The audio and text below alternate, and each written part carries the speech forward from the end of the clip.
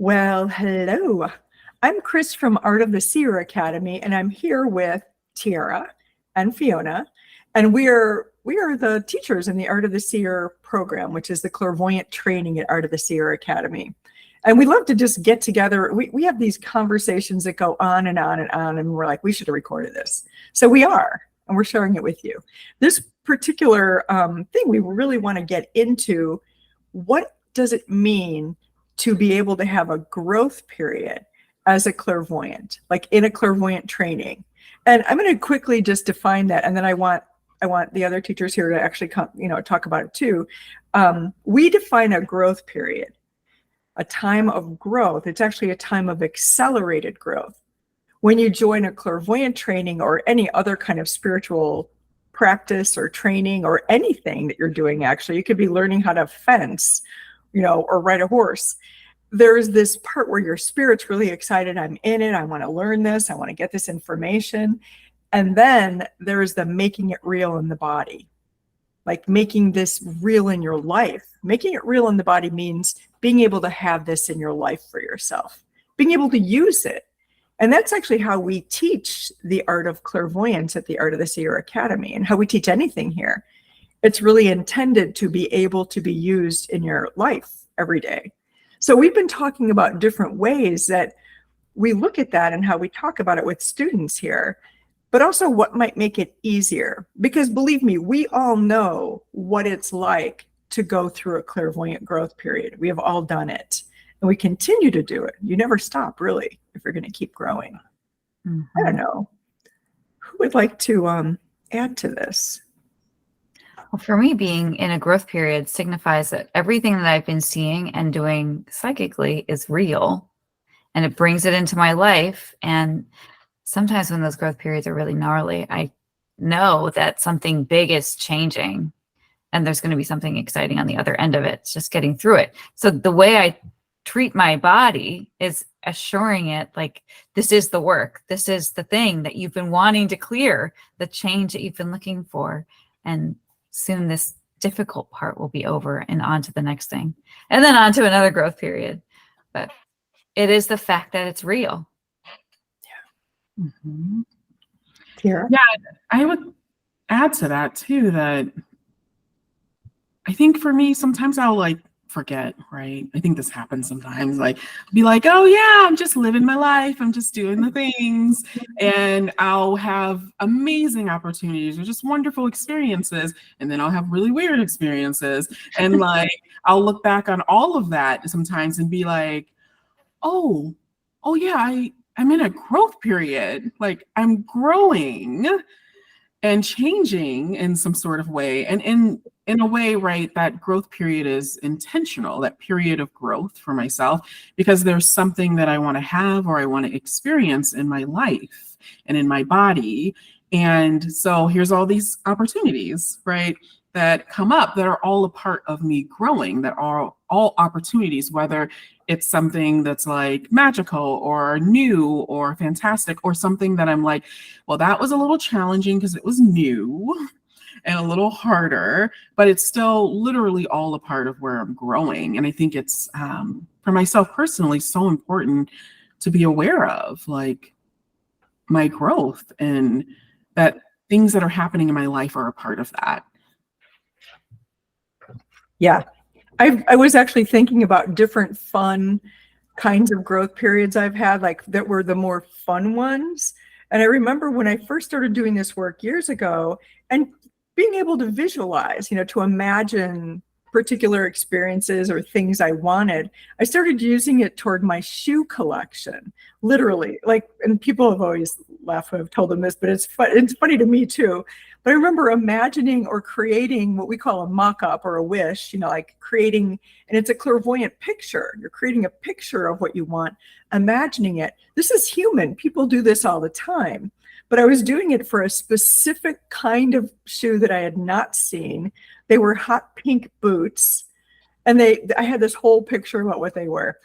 And then about 4 months later, walking down the street, saw them in a shop window.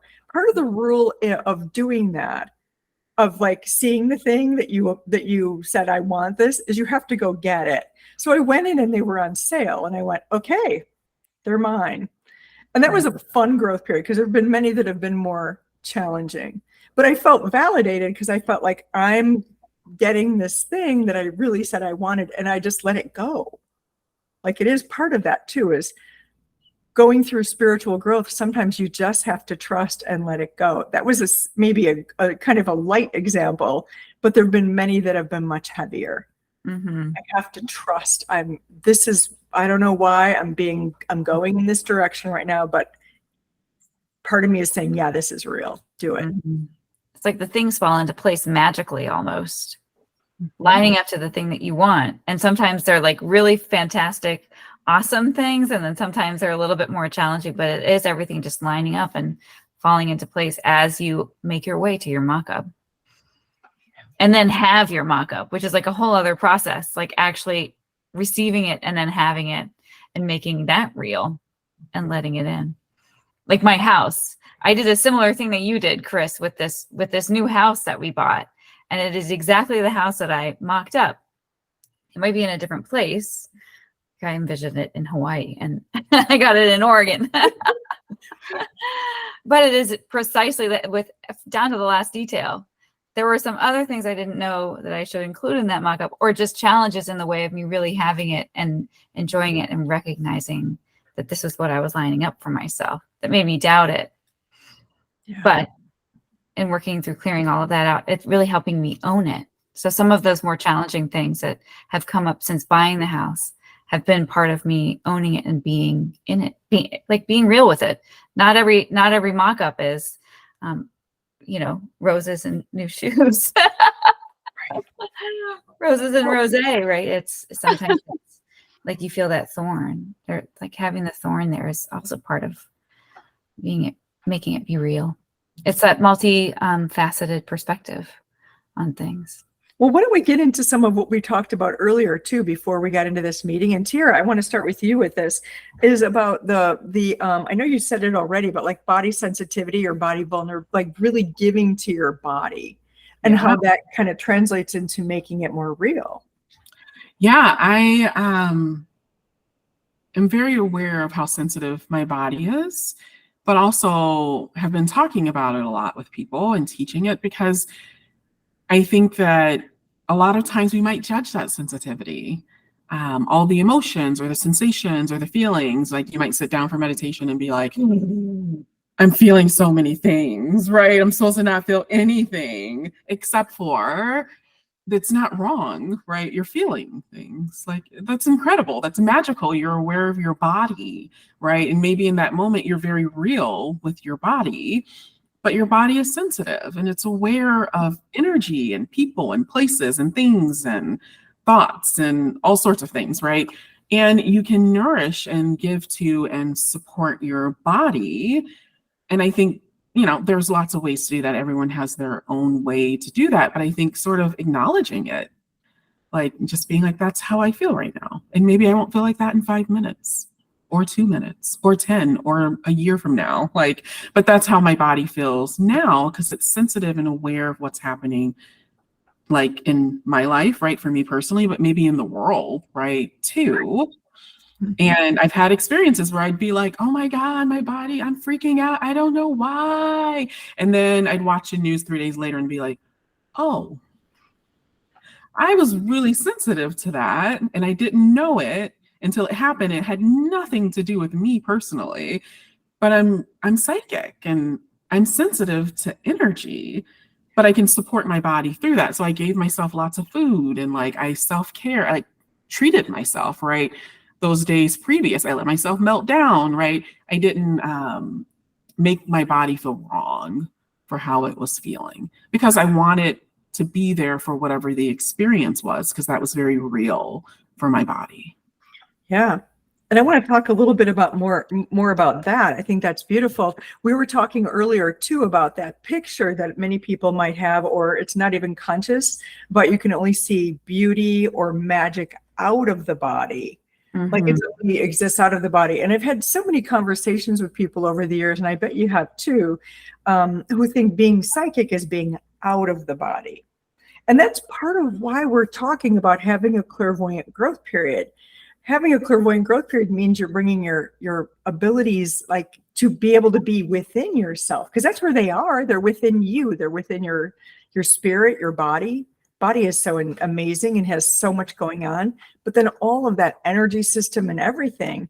And we have so many different energies or demands to not make it real in the body, or that how can that be real? When people years and years before we got into all kinds of other systems where we started looking at it in a different way, would see the sentience in everything, the world around. People were more connected with that and would see the spirit in the trees and the plants and the animals and the everything. Everything has that. You do too. We each do. And so there's this being able to have that ability. I think both of you have really talked about this a bit too, just the feeling it within yourself, but then the possibilities. Because sure, we are all sensitive. That's not a negative. You can turn it on and use it in a way to make it more fun. So having a clairvoyant growth period, that's part of it.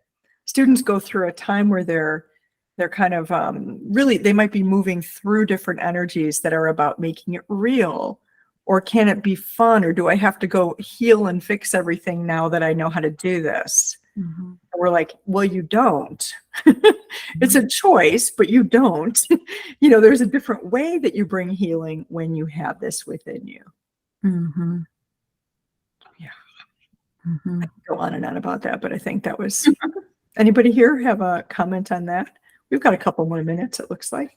But there's like an energy that's about, if it's real, then it's a problem. Only problems are real. It's not the beauty that's real. But when you embody your abilities, you can see things from that multifaceted perspective again. So you can have the beauty, you can see some of the things the energy that you're handling, and then move that out and be in your own experience of having that beauty, or whatever it is of those sensitivities, having that full experience. And not just focusing on the problem or the thing that you need to fix, right? Like there's just so much that you get to have when you can really bring it. Like when I was in Puerto Vallarta, running my fingers through the air and noticing the gold energy around me. And it felt so real to my body. It was such a healing for me. It wasn't for anybody else. Nobody else knew what I was doing. I probably looked kind of weird, but it was just such a healing to be present in my body in that moment and having what I was psychically aware of for my body. It was like a gift to my body to be doing that. Yeah. Kara, anything you'd like to add? Yeah, I think that similar, I think that it can be very real in a very different way when you're in your body, because it's multi-sensory. There's just so much to experience in your life, right? When you're having you really present, right? And in the moment and in your body, and that you can have that same experience, sort of out of your body. And I think we do that all the time in lots of different ways. Sometimes we choose that. Sometimes we just wake up from sleep and we're still kind of a little bit out of it and loopy, right? Because you just woke up from sleep. And there's just an experience, I think, that I enjoy that I get to have in my body, because I can't describe it always, right? So I like going for neighborhood walks a lot. And there are days where I'm just like, what is happening? This is the same block. These are the same flowers. That's the same house. The sun is shining in a familiar way, except for somehow it feels so magical and so beautiful. And it literally stops me from everything. Like I stop really thinking about anything, planning, helping, solving, like all the things, right, that I might fall into sometimes. And I'm in that moment and I'm literally feeling it in my body. And I'm like, wow, it's so beautiful. It makes me feel a particular way and I like it. And so I just want to feel that. I want to be in that until I'm wherever it is that I'm headed. And some days I'll just go out for a walk for just that reason. Mm-hmm. Yeah, like being psychic helps you be present. Yeah. Just It being in the does. present moment. Yeah. Mm-hmm. Oh, that's great. I think we'll end on that note. That was great. Thank you. Thank you both. This is fun. Yeah, And Thank you. thanks to everybody who's watching. If you have more questions for us, check in. You can contact us at ArtOfTheSeer.Academy. Okay, bye.